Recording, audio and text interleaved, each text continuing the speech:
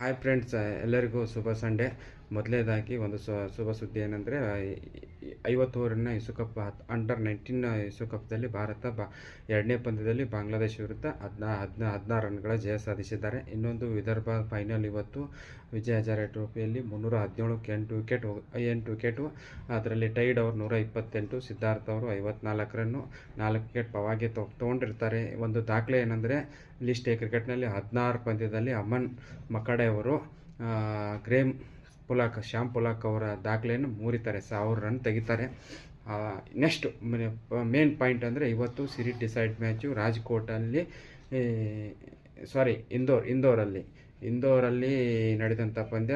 ಇಲ್ಲಿವರೆಗೂ 7 ಪಂದ್ಯ ನಡೆದರೆ 7-7 ಭಾರತ ಗೆದ್ದಿದೆ. ಮೊದಲು ಬ್ಯಾಟಿಂಗ್ ಆಡಿದ ಪಂದ್ಯ ಮ್ಯಾಚು 5, ಎರಡನೇ ಬ್ಯಾಟಿಂಗ್ ಮಾಡಿದ ಮ್ಯಾಚು 2 ಗೆದ್ದಿರುತ್ತಾರೆ.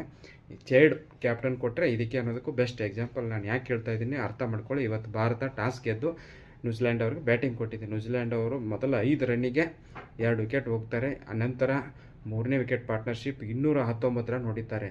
ಮಿಸ್ಟರ್ ಪಿಟ್ ಆದಂಥ ಫಿಲಿಪ್ಸ್ ಅವರು 83ರಲ್ಲಿ ಅವರು 2ನೇ ಶತಕ ಹೊಡಿತಾರೆ ಇವತ್ತು.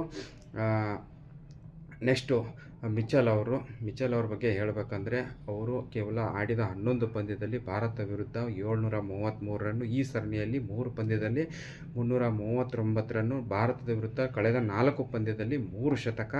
ಅವ್ರದ್ದು ಒಂದು ಅದೃಷ್ಟ ಏನಪ್ಪ ಅಂತಂದರೆ, ಇವತ್ತು ಭಾರತದ ವಿರುದ್ಧ 4 ಸೆಂಚುರಿಯಲ್ಲಿ 130+ ರನ್ ಇದ್ದಾವೆ, 130ರಿಂದ. ಹಾಗಾಗಿ ಅವ್ರಿಗೆ ಔಟ್ ಆಗ್ತಾರೆ ಅನ್ನೋ ಒಂದು ಭರವಸೆ ಇತ್ತು. 130ರಿಂದ 37 ಇದೆ ಅವರಿಗೆ. ಅದು ಒಂದು ನಮಗೆ ಭಾರತಕ್ಕೆ ಒಂದು ಶುಭ ಸಂಖ್ಯೆ ಅಂತ ಹೇಳ್ಬೇಕು ಔಟ್ ಆಗೋಕ್ಕೆ. ಅದು ಬಿಟ್ಟರೆ ಭಾರತದ ದರಿದ್ರ ಬಾಲರ್ಗಳು, ನಾನು ಪರ್ಟಿಕ್ಯುಲರ್ ಆಗಿ ಭಾರತದ ಬಾಲರ್ಗಳನ್ನು ಬಾಲಿಂಗ್ ದುರ್ಬಲ ಐತಂತೆ ಕೇಳ್ಕೊಂಡಿದ್ದೆ. ಆದರೆ ಇವತ್ತು ನಾನು ತಿಳ್ಕೊಂಡಿದ್ದೇನೆಂದರೆ, ಪರ್ಟಿಕ್ಯುಲರ್ ಆಗಿ ನಾನು ಮ್ಯಾಚ್ ನೋಡಿದ್ದು 34 ಓವರಿಂದ 44 ಓವರಲ್ಲಿ ಒಬ್ಬರು ಯಾರು ಕೊಗಲಿಲ್ಲ, ಒಂದು ಸ್ಟಂಪ್ ಟು ಸ್ಟಂಪ್ ಬಾಲಿಂಗ್ ಆಡಲಿಲ್ಲ. Series decide match. ನ್ಯೂಜಿಲ್ಯಾಂಡ್ ಅವರು ಇಲ್ಲಿವರೆಗೂ ಭಾರತದ ಸರಣಿ ಗೆದ್ದಿಲ್ಲ ODIದಲ್ಲಿ. ಅಂಥ ಪಂದ್ಯದಲ್ಲಿ ಈ ಥರ ಹಾಕಿದ್ದಾರೆ ಅಂದರೆ, ಮೊದಲೇ ದರಿದ್ರ ಅಂದರೆ ಹರ್ಷತ್ ರಾಣಾ ಅಂಥ ದರಿದ್ರ. ಕೋಚೇ ನಮ್ಮ ದರಿದ್ರ. ಆಮೇಲೆ ನೆಕ್ಸ್ಟ್ ನಿತೀಶ್ ಕುಮಾರ್ ದರಿದ್ರ, ಜಡೇಜಾ ದರಿದ್ರ. ಇದನ್ನ ಕಟ್ಕೊಂಡು ನಾವು ಹೆಂಗೆ ಮಾಡಬೇಕು ಏನೋ ಗೊತ್ತಿಲ್ಲ, ಹೇಳಿ ಸಾಕಾಗಿದೆ. ಇನ್ನೊಂದು ಶುಭ ಸುದ್ದಿ ಅಂದರೆ, 340 ರನ್ನು ಈ ಪಿಚ್ಚಲ್ಲಿ ಈಸಿಯಾಗಿ ಮಾಡ್ಬೋದು ಅಂತ ಹೇಳ್ತಾರೆ. ಆದರೆ ನ್ಯೂಜಿಲ್ಯಾಂಡ್ ಬಾಲರ್ಗಳು ಭಾರತದಂಥ ನರಸತ್ತ ಬಾಲರ್ ಅಲ್ಲ, ಅವರು ಗಜ್ಮಾ ಬಾಲರ್ ಅಂತ ಅನ್ನೋ ಸ್ವಲ್ಪ ಎಚ್ಚರಿಕೆಯನ್ನು ಹೇಳ್ತೀನಿ. ಇದು ಬಿಟ್ಟು ಇನ್ನೇನು ಹೇಳಬೇಕಂದ್ರೆ, ಈ ಪಂದ್ಯದಲ್ಲಿ ಗಿಲ್ ಅವ್ರದ್ದು